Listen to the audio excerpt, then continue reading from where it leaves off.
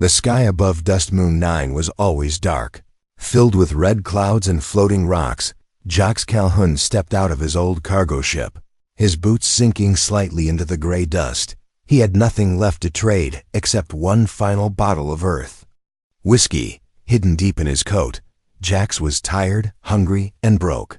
The last job went bad, and his crew had left him on a mining station 2 sectors back. Now he was alone with one chance left. The alien bazaar stretched before him like a living creature. Glowing tents, floating stalls, and alien vendors shouted in languages Jacques couldn't understand. Smells of strange foods and chemicals filled the air. He moved carefully, gripping his coat tightly. This bottle was old, maybe 100 years. It had been a gift from his grandfather, but now it was all he had to survive. As he walked, a tall figure in a black hood stopped in front of him. The figure didn't speak, just stared. Jacques stepped back, uneasy. Then, the figure spoke in broken English. "You carry earth fire." Jacques blinked, surprised. "Whiskey," he said. "Yes, the last of it." The hood lowered, revealing an alien woman with silver-blue skin and eyes like molten gold. "I need it," she said. "I pay." "Good." Jacques narrowed his eyes. "What do you mean by good? Food? Credits?" She tilted her head. "No. I give you future." He should have walked away, but his stomach growled, and his legs felt weak. He handed her the bottle. She touched it gently, like it was sacred, and whispered something in her own language. Then she said, "Come with me," before Jacques could answer. 2 large guards appeared behind him, not threatening, but strong, too strong to resist. He followed the woman through a narrow path, into a shining dome made of black crystal. Inside, soft lights glowed on the walls, and sweet music played from hidden speakers. "Sit," she said, and he did. She poured the whiskey into a glass, and took one small sip. Her eyes closed, and she smiled like someone who just tasted magic. "You do not know what you gave," she said. "It's just whiskey." Jacques replied, confused. She laughed softly. "No, it's a key," he frowned. "To what?" She looked into his eyes. "To destiny." Jacques felt a cold shiver. This was no normal trade. "Look, lady," he said, "I just need food and fuel." "You will have more," she said, standing. She pressed a button on the wall, and a door opened. 3 young alien women entered, each one stunning in her own way. One had hair like liquid metal. One had eyes that glowed red. One moved like she was made of shadows and stars. "These are my daughters," the alien woman said. "They are yours now." Jacques stood quickly. "Wait, WH8. You made the bond," she said calmly. "The bottle was sacred, offered only during the choosing." He shook his head. "I didn't agree to marry anyone. I sold you whiskey." She smiled. "Then you married into power." The daughters looked at him silently, not smiling, but not angry either. Jacques didn't know what to feel: fear, confusion, or something stranger. He backed toward the door, but the guards were already there. "You stay the night," the stepmother said. "It is custom." Jacques tried to protest, but one of the daughters stepped forward. She touched his hand gently and whispered, "You don't understand yet, but you will." And somehow, her voice didn't sound like a warning. It sounded like a promise. As night fell on Dust Moon 9, Jacques sat in a room filled with soft light and alien beauty. He stared at the stars through the crystal ceiling. He had come here to trade one old bottle. Now, he was part of something much larger. He didn't know the laws, the customs, or the dangers. But one thing was clear. This was no ordinary deal. It was a beginning. A strange, powerful beginning. Jacques couldn't sleep. The soft light of the crystal ceiling changed colors slowly. Like a breathing sky, he sat on the edge of the large alien bed, feeling out of place. The room was quiet. Too quiet. Except for the low hum of machines hidden in the walls. He still didn't understand what had happened. He had sold a bottle of whiskey, nothing more. But now, 3 alien daughters were calling him something else. Chosen, husband, key to their future. "I need to get out of here," Jacques whispered to himself. He stood and moved toward the door. But it slid open before he could touch it. The alien stepmother walked in, calm and tall, her golden eyes shining like two small suns. "You're awake," she said. "That is good." "I want answers," Jacques said, his voice sharp. "I didn't agree to anything." She nodded. Slowly. "You did not know what your gift meant." "But that does not change its power," Jacques shook his head. "It was just whiskey earth liquor. To you, maybe," she said, stepping closer. "But to my kind, it is rare fire. Born of earth soil and human soul." She paused. "Our legends speak of the one who would bring it and become part of the bloodline." "This is insane," Jacques muttered. "I'm a traitor, not some alien prince." She smiled slightly. "But you could be." Jacques's heart pounded. "What do you want from me?" She turned, motioning him to follow. "Come, I will show you."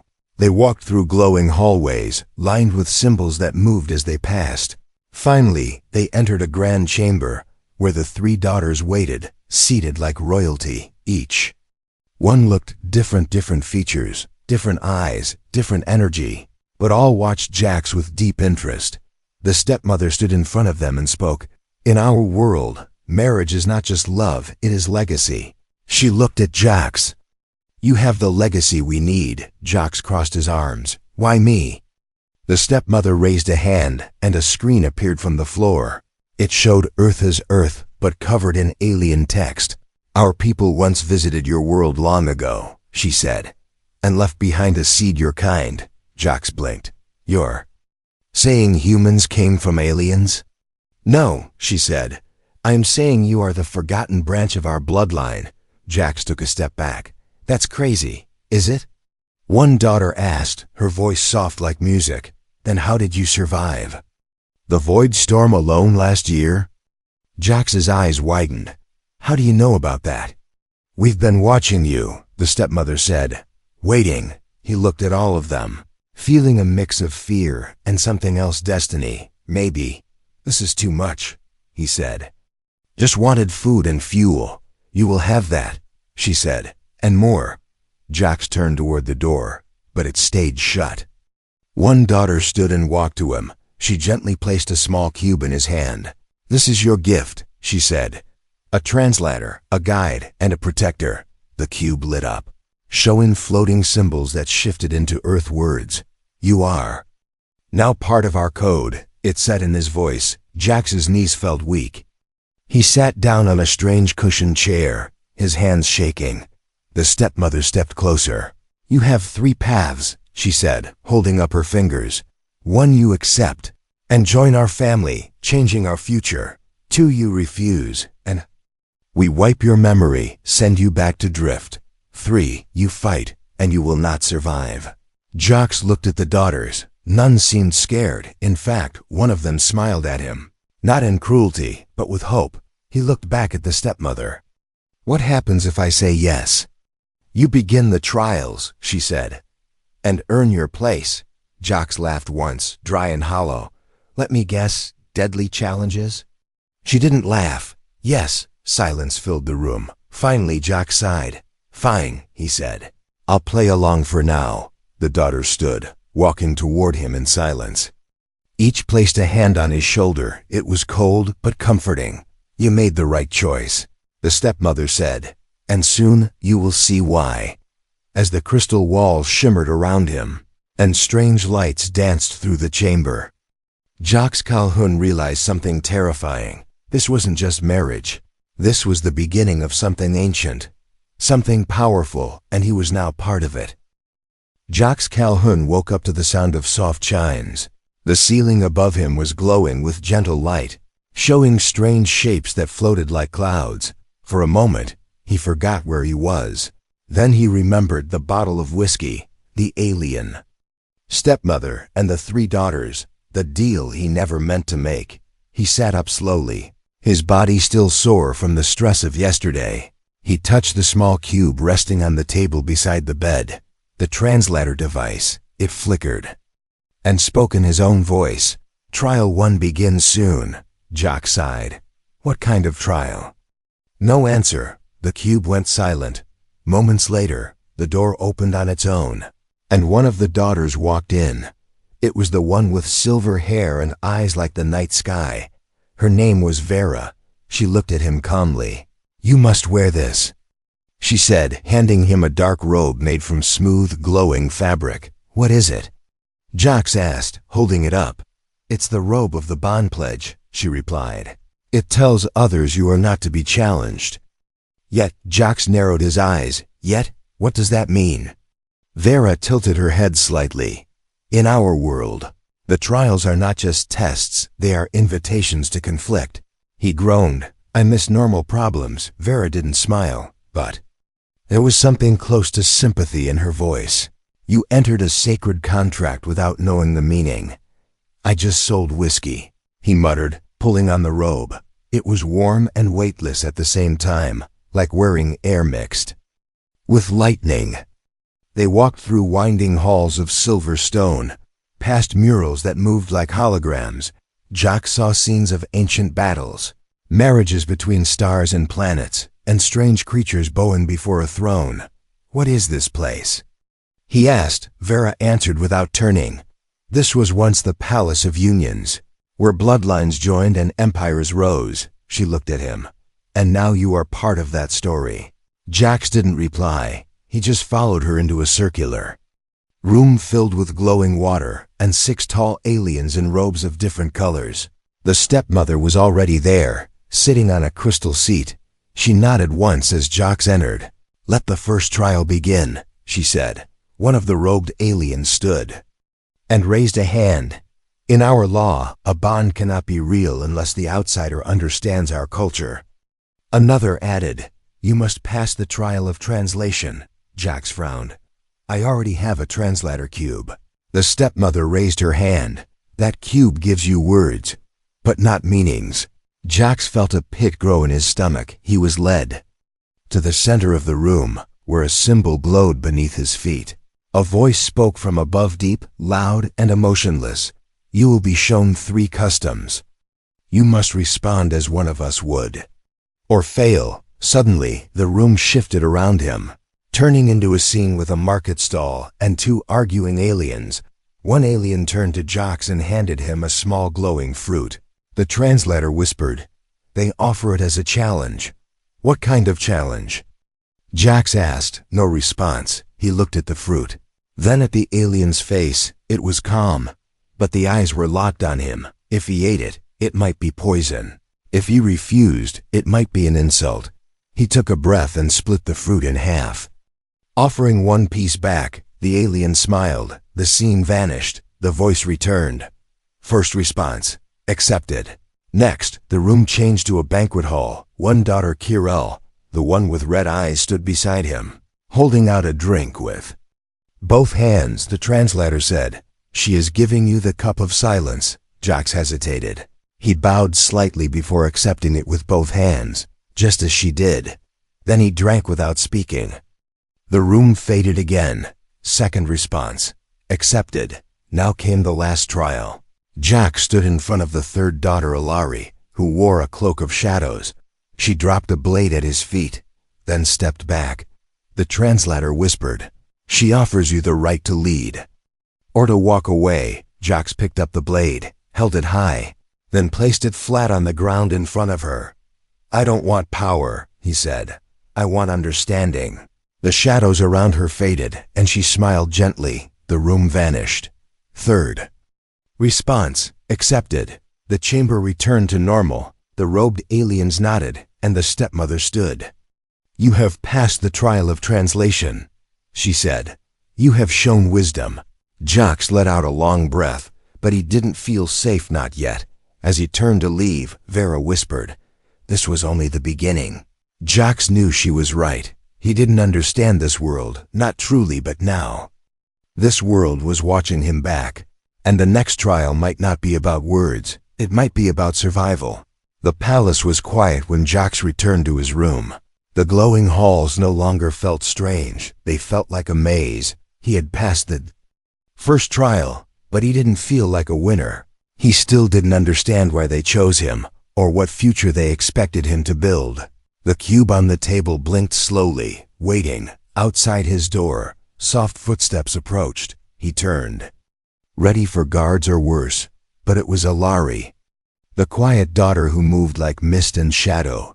She stepped inside without asking, holding a glowing box in her hands. "I brought you something," she said softly. Jax raised an eyebrow. "Another test?" Alari shook her head. "No, this is a gift." For the first night, she placed the box on the table and opened it. Inside was a small glowing stone blue like deep ocean, and pulsing like a heartbeat. Jax leaned closer. "What is it?" "A memory crystal," she said. "It holds a vision of truth." Jax stared at it, unsure. "And you're giving it to me?" Alari nodded. "You don't belong here, not yet, but you are trying to understand. That is rare, even among us." She placed the stone in his hand, and the moment he touched it, the room changed. Colors faded, walls vanished. Jax found himself floating in space, not real space, but a dream of it. Stars burned like candles, and a giant tree stood on an asteroid, glowing with golden leaves. A voice echoed around him, not Alari's, not his own, but something ancient. "Once, we were many," the voice said. "Scattered across galaxies, joined by bonds, not borders." Jax watched as alien figures danced in light, forming families through shared truth. Not blood, but then came fire war, betrayal, and silence. The bonds broke, and their kind turned inward, suspicious and cold. A figure appeared himself, holding a bottle of earth whiskey. The ancient voice continued. "From a forgotten branch, the fire returns, not to burn, but to bind." The vision faded, and Jax found himself back in his room, heart pounding. The stone dimmed and turned to dust in his hand. He looked at Alari. "That was about me." She nodded. "Yes, you are the one our stories speak of. Or someone very close to it." Jax sat down heavily. "I didn't ask for this. No one asks to be a symbol," she replied. "But sometimes the galaxy chooses for us." He stared at the table, his mind racing. "I thought this was just a crazy marriage ritual." Alari stepped closer. "For many, it is, but for you, it is more." "Why me?" he asked again, the question burning now. "I'm just a human traitor, no power, no knowledge. You brought the fire," she said. "And you listened when most would run." Jax laughed bitterly. "Maybe I'm just too tired to run anymore." Alari sat across from him, her expression soft. "We don't want to force you, Jax, but the choice is bigger than love or duty." She paused, then said, "If you walk away, things will go back to how they were, cold, broken, full of lies. But if you stay and lead, you can help us rebuild what we lost." Jax looked at her, really looked, not as a strange alien woman, but as someone offering him something real, a path he never imagined, but maybe needed. "I don't even know your people," he whispered. Alari smiled gently. "Then start with me." The room fell into silence again, but it felt warmer this time. She stood and walked to the door, pausing before she left. "One of my sisters will visit you before dawn. Each of us must give you a gift." Jax blinked. "Why?" "It is tradition," she said. "But also, it is choice." Then she was gone, leaving behind a mind full of visions and a heart full of confusion. Jax lay back on the bed, staring at the ceiling. He didn't know where this road was going. But one thing was certain. He wasn't just some visitor anymore. He was part of something older than he could understand. The gift of the first night was not a reward. It was a warning. And now, everything was changing. Asterisk, asterisk, asterisk, asterisk. The second night on Dust Moon 9 was colder, not the air, but the feeling. Jax Calhoun woke up in silence, his mind still full of the memory crystal's vision. He had seen war, peace, and a future where he stood at the center. Now he didn't know if he should stay or run. He stepped out of his room and wandered the silver halls. They felt emptier now, like the palace itself was holding its breath. Halfway down the corridor, he met Vera, the silver-haired daughter. She was standing alone near a window that looked out over the glowing dust fields. "You didn't sleep," she said without turning. Jax stopped beside her. Hard to sleep when people keep telling me I'm part of a prophecy. Vera gave a faint smile. You're not the only one carrying weight, Jax. She handed him a small data scroll, its surface glowing with alien writing. What's this? He asked. A record of the laws you've already broken, she said simply. Jax blinked. I didn't break anything. Vera turned to face him. You gave a sacred item without knowledge, entered a bond ceremony by accident, touched a memory stone without training, and spoke aloud during the vision trial. Jax looked at the scroll, then at her. And no one thought to explain any of this before I did it all? That's not how our people work, she said.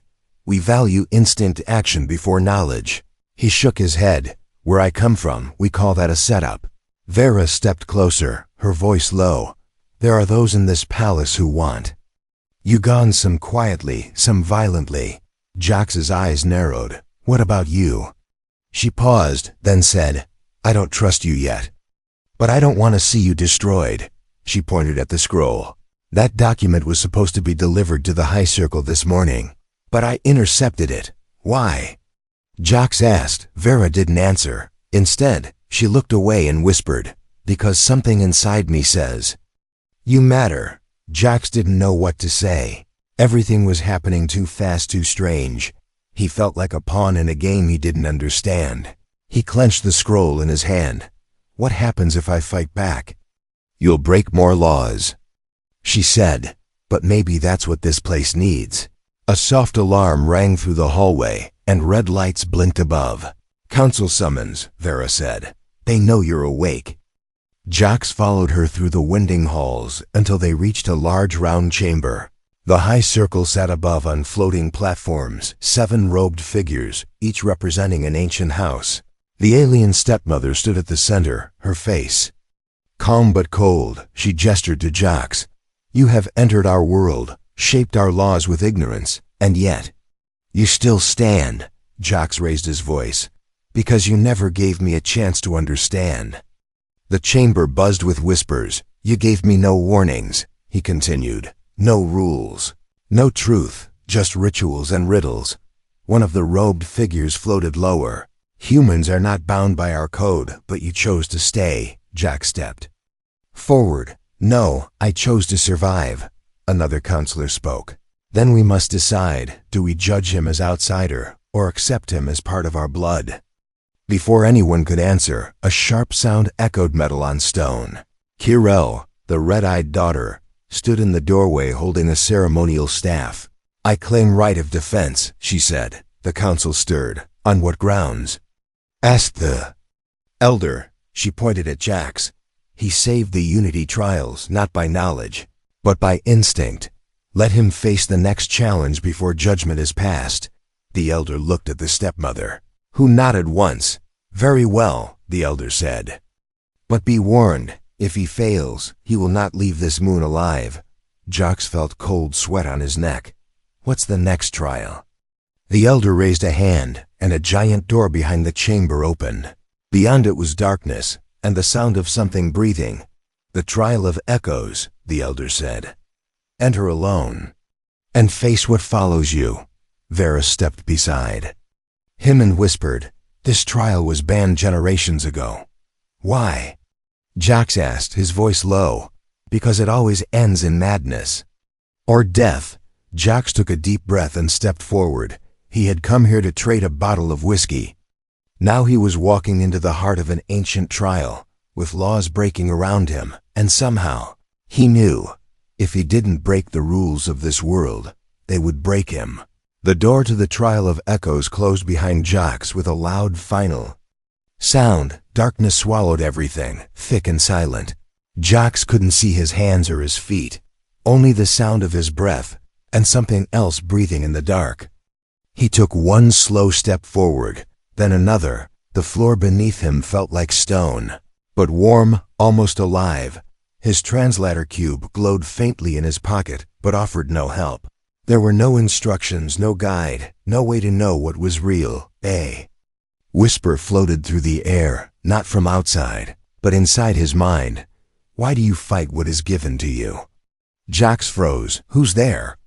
No answer. Then came a new voice. This one sounded like his own, but colder.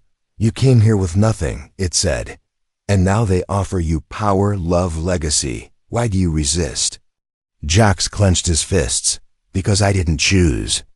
The air shifted and a ghostly image of himself appeared. But this version wore alien robes, a crown of light on his head, and 3 daughters standing beside him. They all looked proud, even happy. This could be you, the vision. Sighed, respected, worshipped. A king among stars. Jax looked away. I don't want to be a king. The vision's eyes narrowed. Then you'll be nothing. The image vanished, and the room shook. Walls formed from shadow, and memories danced around him, his old ship, his crew leaving him, his failures. Then came the whispers again, louder this time. Accept them. Accept your place. Accept your fate. Jax dropped to his knees, holding his head. The noise grew sharper, as if knives were cutting into his thoughts. But through the chaos, he remembered Alari's voice. We don't want to force you, she had said. But the choice is bigger than love or duty. Jax took a deep breath and shouted, Stop! Silence fell. The shadows froze. The voices faded. He stood up, shaking but stronger than before. I didn't come here to lead, he said aloud. I didn't come to marry, or rule, or be part of some ancient legend. His voice echoed off invisible walls. But I won't be controlled, not by their customs, and not by fear. A crack appeared in the floor, glowing with blue light. The room began to change. The darkness faded, replaced by a soft golden glow. Jax looked down and saw himself reflected in the light. Not a king, not a pawn, just a man. Standing his ground, a voice returned, this time different, calm and curious. Then what do you choose? Jax answered firmly, I choose freedom, truth, and my own path. With those words, the door behind him opened again, light spilled in, and the trial of echoes ended. He stepped out, sweating and tired, but alive. The council chamber was silent as he entered. The high circle watched him carefully. The stepmother stood, eyes narrowed, as if trying to read his thoughts. Vera and Kirel stood near the edge, both surprised to see him unharmed. The elder counselor floated down. You refused the future shown to you, he said. Why? Jax met his eyes. Because a future forced on me isn't mine. Another elder leaned forward. Then what are you to us? Jax didn't hesitate. I'm not your king, not your husband, not your answer. I'm just a man who came with a bottle and ended up in a war of traditions. The chamber buzzed with low whispers. The stepmother stepped down from her platform. Then you reject the bond? She asked, cold and sharp. Jax looked around the room, at Vera, Kirel, and Alari, all watching him silently. At the council, waiting to judge, waiting to punish. I reject the rules, he said slowly. But not the people. I will stay. But only as myself. For a moment, no one spoke. Then Alari stepped forward. He passed the trial, she said softly. Not by obeying, but by understanding. The stepmother's eyes narrowed. You challenge our ways. I challenge blind tradition, Jax replied, and I'm not afraid of your anger. The elder counselor raised his hand, silencing the room. Let it be known, he said. Jax Calhoun has completed the trial of echoes. With a refusal. But he has proven something rare: will without arrogance. Let him walk among us, not as a husband, but as a bridge. Jax blinked, surprised. A bridge? The counselor nodded. You are now the first outsider to walk between paths. As the chamber slowly emptied, Vera walked up to him. You did something no one's done before, she said. You said no, and lived.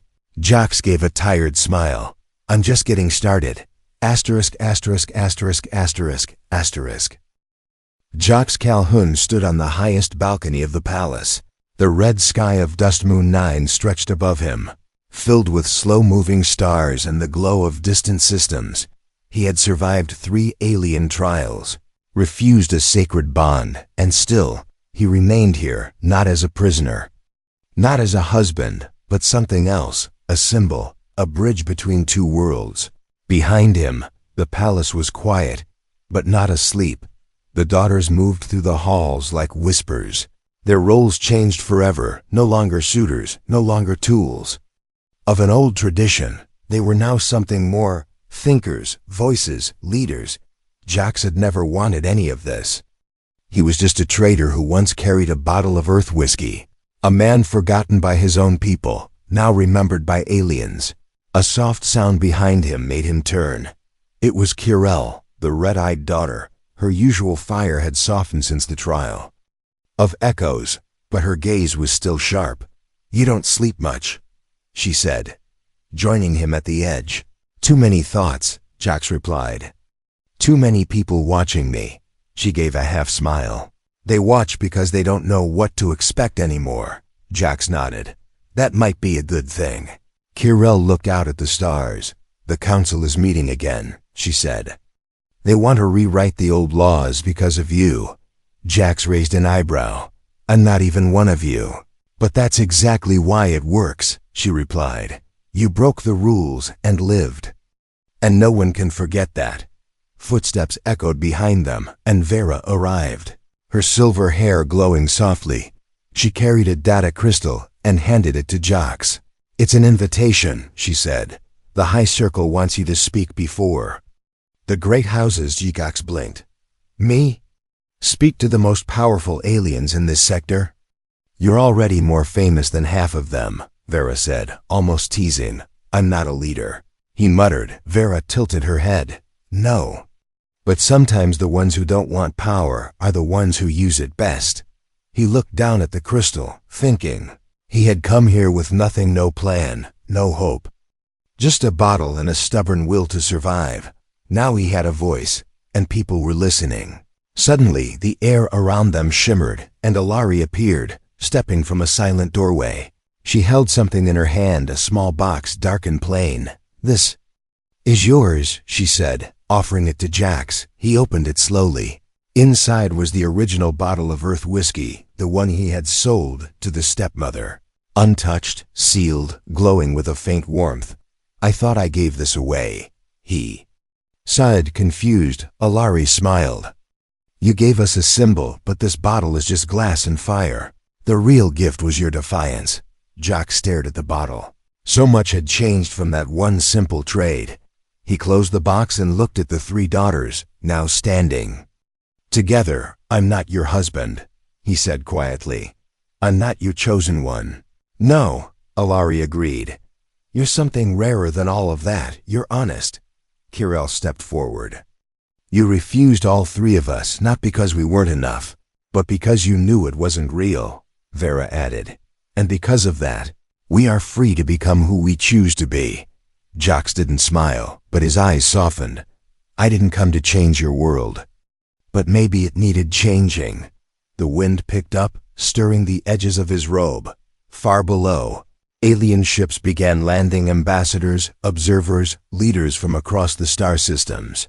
They had come not for war, not for trade, but to witness something new. A human who had rewritten an alien tradition. A man who had refused power and earned more because of it. As the sun of Dust Moon 9 began to rise, casting a silver glow across the balcony, Jacques turned to the three daughters. "Walk with me," he said. "We have work to do, and together." They stepped forward not as husband and wives, but as equals, as leaders of a new age. In the end, he wasn't chosen by fate or prophecy. He was chosen by his own strength, his own truth. He was the husband they couldn't control, the outsider who became something far greater than they ever expected. Not a husband of passion, but a husband of power. And from that moment on, the stars would never forget his name. ********.